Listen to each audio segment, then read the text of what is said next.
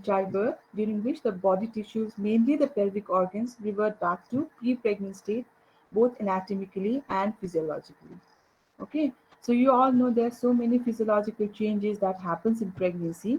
So once the lady delivers the child, all those changes it has to revert back to normal. So that time period when all the pelvic organ and all the body system revert back to normal, both anatomically and physiologically, is called the preterium. Okay, it includes the 7 subsequent weeks following delivery, that is 42 days. And involution, it is a process whereby the genital organ approximately revert back to normal. So you all know there are so many changes going on in the uterus during pregnancy. Okay, so it has to revert back to normal. So what are the uterine changes? First of all, there is changes in the uterine vessel. Successful pregnancy requires, you all know, requires increase in number of uterine blood flow, that is arteries and veins within the uterus, especially to placental site, enlarged remarkably. Within the uterus, there is a growth of new vessels, which also provides for marked increase in blood flow. Now, after delivery, the caliber of the extrauterine vessels decreased to equal or approximate to pre-pregnant state. Within the uterus, the arteries are constricted by contraction of its wall and thickening of the intima, followed by thrombosis. Okay? The vessels that are smaller to them replace them, and the fibrous tissue on the wall undergoes hyaline degeneration, and which is later eaten by the macrophages. Now, coming to changes in the cervix and the lower uterine segment, the external os is lacerated, especially and transfers the spark to the kindling and starts a especially uh, laterally, and does not resume its pre-pregnant appearance completely. Cervical os contracts slowly, admits two finger for few days, and after 1 week it admits tip of finger, and cervix thickens and canal reforms later, that is the period of 6 weeks. Following delivery, the lower uterine segment becomes thin, flabby, and collapsed structure. It contracts and retracts, and after few weeks converted into barely discernible uterine isthmus. Now coming to changes in the uterine corpus, what the corpus is the body of the uterus. Okay, so immediately following placental expulsion, fundus of uterus is slightly uh, below the umbilicus, that is 20 weeks, and anterior and the posterior wall are in close apposition. So uh, within 2 weeks, it lies within the true pelvis, and within 6 weeks, normal pre-pregnant state. Okay, so when the lady has delivered, the uterus is palpable in the abdomen, and slowly it involutes, and within 2 weeks, it goes inside the pelvis. So up to 2 weeks, you can feel the uterus for abdominally, but within 2 weeks, it goes and lies inside the pelvis. And to come to the pre-pregnant state, it takes around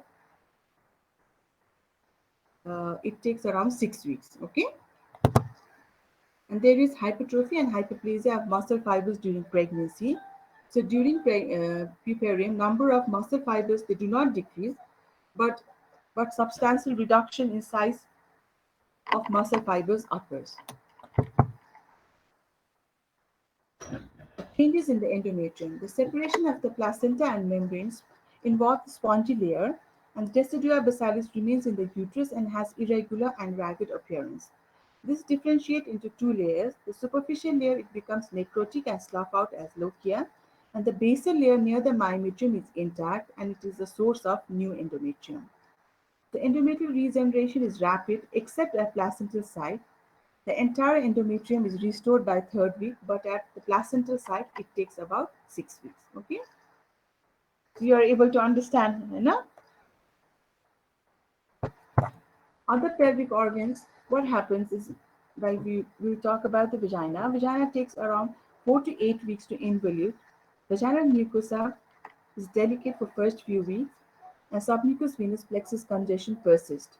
So hymen is lacerated and represented by nodular tag called carunculum myritiformis, and rugia reappears by third week and rarely returns to the vagina rarely returns to nulliparous dimension after the delivery. Now coming to pelvic floor and fascia, Takes very long time to involute. Extreme stretching leads to prolapse and stress incontinence during delivery. Coming to urinary tract change, basically in the puerperium, you all know in the during pregnancy, there is hemo expansion of the plasma volume, blood volume. Okay, so now what happens in the puerperium? There will be diuresis. It's common and occurs from second to fifth day. Puerperal bladder has increased capacity and insensitive to intravesical fluid pressure due to trauma to nerve plexus leading to overdistension, incomplete emptying, and excessive residual urine. And stagnation of urine and devitalized bladder tissue, bladder wall contribute to UTI. And also dilated ureters and renal pelvis return to pre-pregnant state within 2 to 8 weeks. Abdominal wall, what happens is there's extreme stretching of the abdominal wall during pregnancy. So there is rupture of elastic fibers in the skin and prolonged distension caused by pregnant uterus. The abdominal wall is soft and flabby immediately after delivery. So it returns to normal after several weeks and aided by exercise. Blood and fluid changes. Cardiac output remains elevated for at least 48 hours due to increased stroke volume from venous return. RBC volume and hematocrit becomes normal by first week. Weight loss.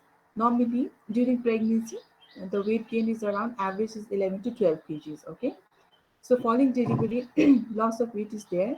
This loss of 5 to 6 kg due to delivery and normal blood loss. Further loss of 2 to 3 kg is due to diuresis. So within 6 months, the pre-pregnant weight patient might come to the pre-pregnant weight, but it depends upon lots of things, whether she's breastfeeding or not. It depends upon the diet she's consuming. Okay, so if she's doing everything perfectly and she's breastfeeding, normally she returns to pre-pregnant body weight within 6 months. Might retain around 1 to 1.5 kg. Now, this is important. If somebody asks you about lochia, lochia is sloughing of the decidual tissue. It results in discharge of variable quantity called lochia. It happens up to 2 weeks, but up to 4 weeks is normal. Microscopically, what does it contain? It contains basically the erythrocyte, shards of decidua, epithelial cells, bacteria, leukocytes, and cervical mucus. Depends upon the color. It is divided in depending upon the color. The lochia is divided into lochia rubra. Rubra is red in color. It lasts for 1 to 4 days. Contains RBC, shards of fetal membrane, and decidua, vernix caseosa, lanigo, and meconium. Okay, so after 4 days, uh, the lochia becomes yellow pale in color, yellowish and pale in color. That's why it's called lochia serosa, and it lasts for 5 to 9 days. Contain less RBC, more leukocyte, mucus from cervix, and bacteria. And the last one is lochia alba, and the color becomes white. Okay, because there is no more of erythrocyte or RBC. Now the lochia becomes white in color, lasts for 10 to 15 days, contains plenty of decidual cells, leukocyte, mucus, epithelial cells, and microorganisms. The lochia has fishy odor. The amount is around 250 ml. The clinical importance of lochia is depending upon the color of the lochia or the order of the lochia, we can come to certain diagnosis. Okay, so order is if it is offensive and foul smelling, infection, or sometimes foreign body in the vagina, mainly gauze piece that is left in the vagina following delivery, can lead to offensive lochia. Amount, if it is scanty or excessive, it might be because of infection. Color, if the persistence of the lochia rubra, and I told you lochia rubra is for just for 1 to 4 days. If you see lochia rubra in 7 or 8 days post delivery, then it signifies subinvolution or it is because of infection. Okay. Now this is after pains. After pain is also a normal phenomenon which happens after delivery of the baby. What happens is in prima gravida, the uterus is tonically contracted.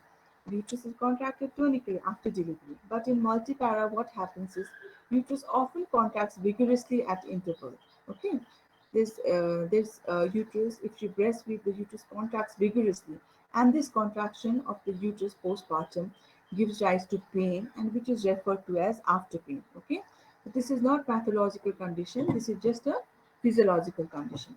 It sometimes the pain is very much severe and requires analgesic, and it happens more when infant suckles. Why? Because if the infant suckles, there's release of oxytocin, and this oxytocin acts on the uterus and makes the uterus contracted. Okay, so and it becomes mild by third day. Lactation, I'm not going to go in detail about breastfeeding. Have you had a class on breastfeeding? Anybody? Breastfeeding, the class Yes, for ma'am. Yes, pediatric ma'am. man. Okay. So I'm not going to go in detail about breastfeeding. You all Unsa, ma'am. know, hai na? What is the difference between human milk and animal milk, eh? So I'm not going to go in detail. So this is all has been taught in pediatric. Now we have to talk about initiation and maintenance of lactation. So how does lactation initiate after delivery? So prolactin hormone is essential for successful lactation. Okay, you all know that it is a polypeptide hormone secreted from anterior pituitary. So prolactin hormone is there during pregnancy also. It is raised during pregnancy. That's why some women will have some amount of breast secretion during pregnancy also, but they are not producing milk during pregnancy. Okay, why it is like that? Because during pregnancy, the estrogen and progesterone hormone is also raised. Okay, so it will make the breast tissue unresponsive to prolactin. So following delivery, there's abrupt and profound decrease in the level of these hormones. Estrogen and progesterone hormone will decrease because after the delivery of the placenta. Now this will allow prolactin to act unopposed and to begin its secretory action. That's why following delivery, there is secretion of breast milk, which is not there during pregnancy. And the suckling stimulus of the baby, when the baby suckles on the nipple, the suckling stimulus sends afferent impulse to hypothalamus, leading to inhibition of release of prolactin inhibiting factor, which is dopamine. And this in turn transiently induces increased prolactin secretion. Okay. So now this prolactin can act unopposed in the breast tissue and cause secretion of the breast milk. That is milk initiation reflex, and the milk ejection reflex, it is responsible for transferring the breast milk to the baby. Okay, when the baby suckles, the ascending impulse from the nipple pass to the supraoptic nucleus of the hypothalamus, and that the impulse will go to the posterior pituitary, and there will be release of oxytocin, and this oxytocin will act on the myoepithelial cells of the alveoli and the duct containing the milk. So the milk will be passed down into the ampulla of the lactiferous duct, and the baby can have it. Okay, so the oxytocin hormone is very much important here, and this oxytocin again acts on the uterus and makes the uterus contracted. Okay, so this is the breastfeeding, and there is breastfeeding, this increase in prolactin. This I'm going to go later. Now coming to these were all the physiological changes we were talking about in the preparium. Now coming to the management of the mother during preparium. Okay, the aim of the management is to restore the health status of the mother. Okay, and second is to prevent infection. Third is to take care of breast during take care of breast, including promotion of lactation and nursing of child. And the fourth one is motivation of contraception. Right. So we have to uh, this is just a normal management of the normal patient in the normal preparium. So what we have to do? We have to. The lady has just delivered. Okay, delivered. Second stage is over. Now she has delivered the placenta. Third stage of labor is over. So attention. We have to give proper attention after labor. And the some book have mentioned 1 hour after delivery as fourth stage of labor. Okay, that has mentioned like that. But basically this the fourth stage one minute at China. But still this is important. This 1 hour is important after delivery. That's why it is called fourth stage of labor. Okay. So in the first hour after delivery, the chances of having postpartum hemorrhage is very much high. There might be the chances of uterine inversion. So we have to be very careful during this 1 hour. BP and pulse has to be taken every minute, every 15 minutes.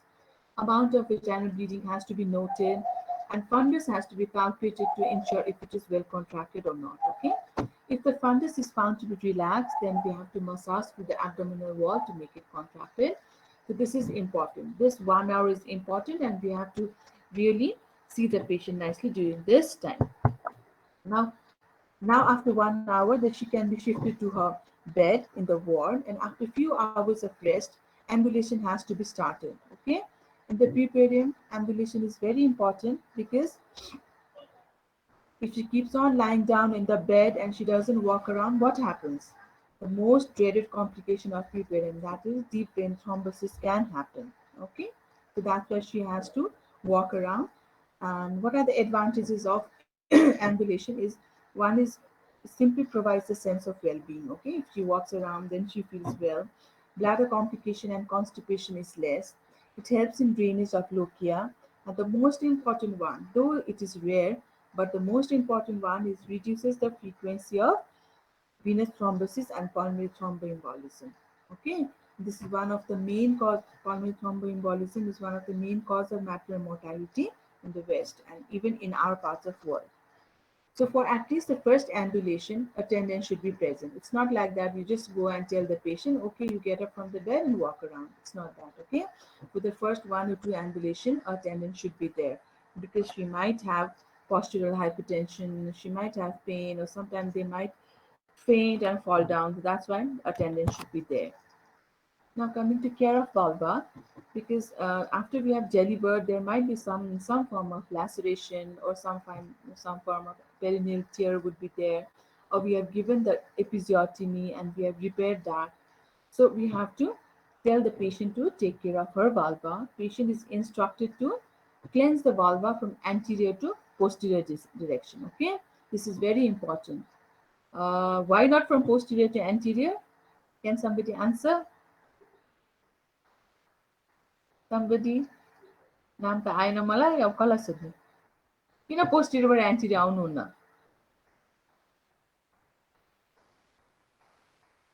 nobody knows are you all there Yes, ma'am. किन हुन त पोस्टिरबाट एन्टिरियर because posteriorly there is anus. Okay, so anus is a contaminated area होइन so if you clean from posterior to anterior direction so you can infect the teeth side. That's why from anterior to posterior she has to cleanse the vulva. And if there is pain, then she can apply ice pack, you know, or she can take some painkiller for the pain if she's suffering from pain. Now, coming to bowel function, with early ambulation and early feeding, constipation is less a problem.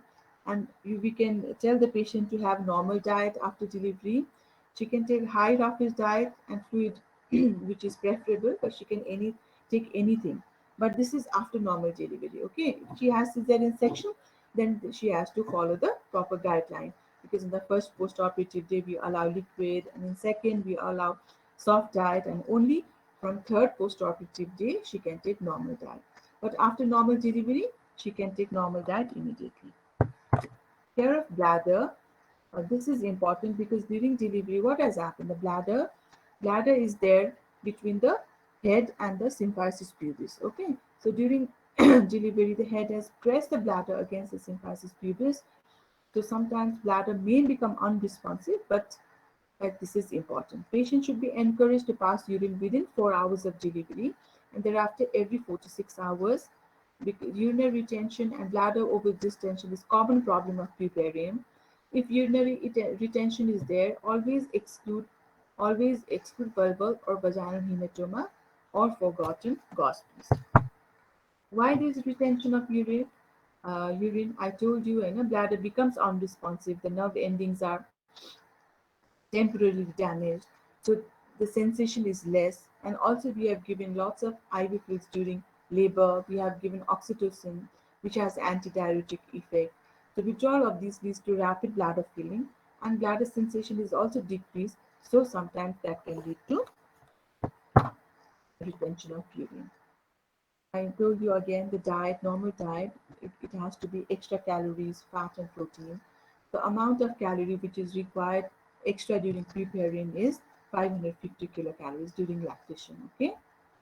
Care of breast. This is also important because she's breastfeeding her baby, and if she's not taking care of her nipples or breast properly, then she can have lots of problem. Okay, so sometimes there is cracked nipple and she's not taking care properly, that can lead to mastitis, and if that is not properly cared, then that can lead to breast abscess. Okay, so that's very important. Nipple should be cleaned with water before and after feed, each feed, because dry scales formed by breast secretion becomes firmly adherent, occluding the duct opening breast support. Okay, so that's why. And what are the subsequent discomfort? What are the discomfort that a lady can feel during preparing, which is a physiological discomfort. This is not pathological. This is not disease. Okay, so the discomfort could be after pains, which is quite normal to happen. It is because of episiotomy and laceration. There can be breast engorgement. So treatment is you can simply give them ibuprofen or paracetamol, or sometimes if the pain is severe, she can have codeine. And mild depression is mother can exhibit some form of depression few days after delivery. Okay, that is called this is transient depression, and this is called postpartum blues.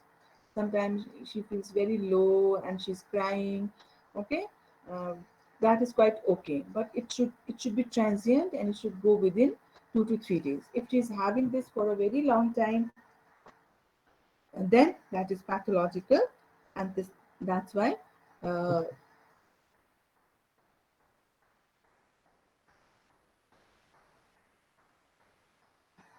it is self-limited and remits after 2 to 3 days. Now, coming to immunization, what are the things we can give during preparing? If a lady, RH negative lady, has delivered a RH positive baby, then she has to receive anti D immunoglobulin. This you know to prevent RH isomization. And also, if she wants to take rubella vaccination, then the preparing is the best time to take this, because because if you have taken rubella vaccine, then then you cannot get pregnant for 2 to 3 months. Okay, so the best time is during this preparing. And the most important one is we have to talk about contraception to the lady. If you go on round, you always talk about the contraception to the lady because she has just delivered. She doesn't want to have another child again. So this is the best time. The lady is most receptive during this time. So you have to tell them regarding the contraception. So for the during the period of preparing, she needs doesn't need to use any contraception, but after 42 days, you have to counsel her about the contraception.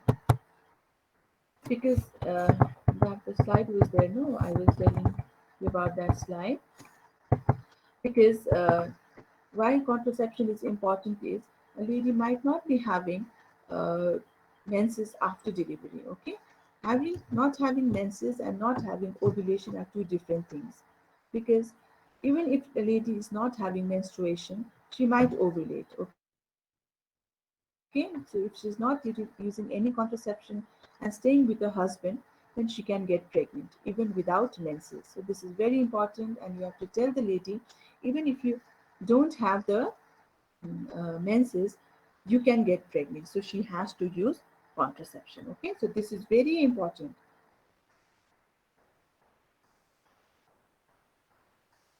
This is very important. And how when do you discharge the patient? If it is uncomplicated vaginal delivery, that can be discharged within 48 hours. And if it is cesarean section, normally on fourth or fifth day, we discharge the patient. Upon discharge, I'm telling you, okay, you just listen to this properly. Upon discharge, we have to counsel the lady on 4 or 5 different important aspects. One is like you have to counsel her about contraception. That is very important. And second is we have to counsel her about exclusive breastfeeding. You all know what is exclusive breastfeeding. You just tell the lady that the baby doesn't need any other thing, not even water, if she's doing exclusive breastfeeding. Exclusive breastfeeding means the baby is feeding only on mother's milk. You have to counsel her on that also.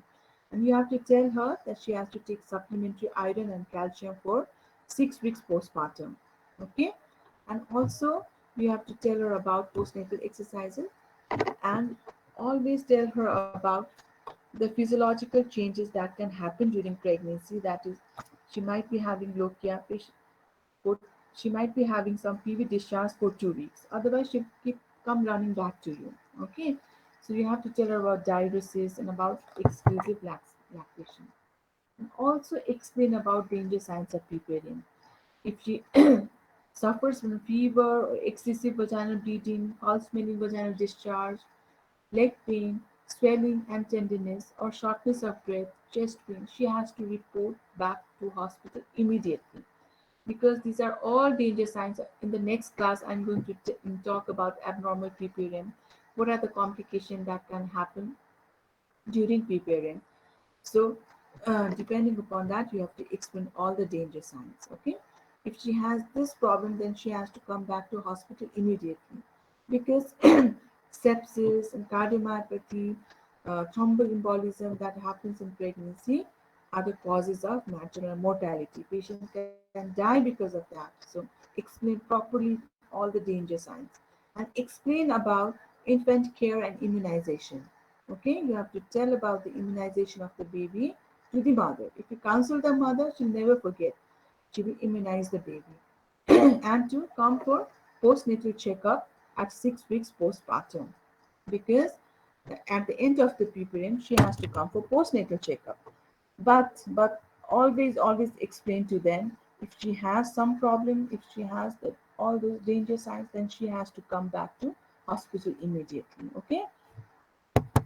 And that on last in last slide, I was talking about return of menses and ovulation.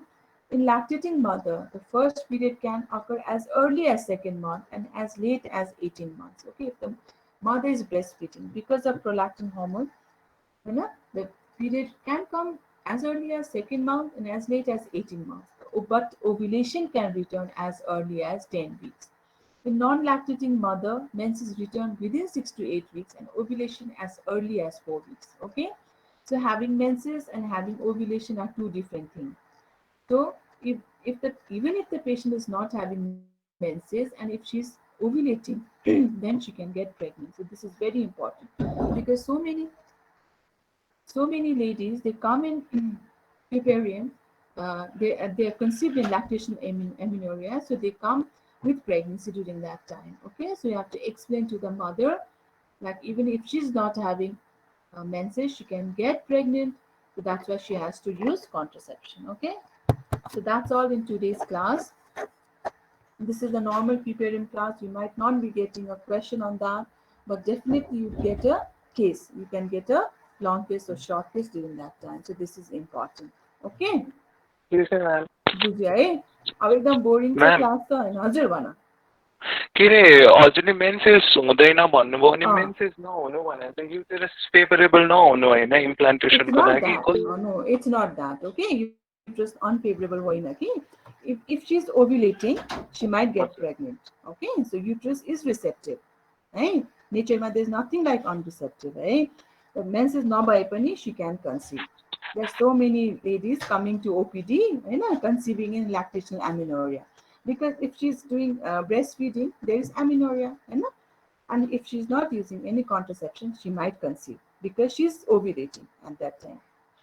Okay, so it can अनि happen. Uterus uterus favourable हुन्छ र हुन्छ त्यो implant हुन्छ त्यही त नहुने सक्छ धेरै मोस्ट प्रोबेबली चाहिँ इट माइट नट ह्यापन होइन तर हजुर इट क्यान ह्यापन भन्ने कुरा चाहिँ एक्सप्लेन गर्नुपर्छ बिकज तिमीलाई जस्तै अरूलाई पेसेन्टहरूलाई पनि के हुन्छ भने if she is not having menses and she think she will not get pregnant because she is not having menses the uterus is not receptive होइन so people have that concept okay but if she's ovulating, she might get pregnant. That's why even if she's not menstruating, she has to use contraception to avoid pregnancy. Okay, so हस् त there is concept होइन she exclusively breastfeeding गरिरहेको छ भने चाहिँ lactation amenorrhea method भन्छ होइन that is one form of contraception but it might not work. Okay, so she might get pregnant, so it is always advisable to use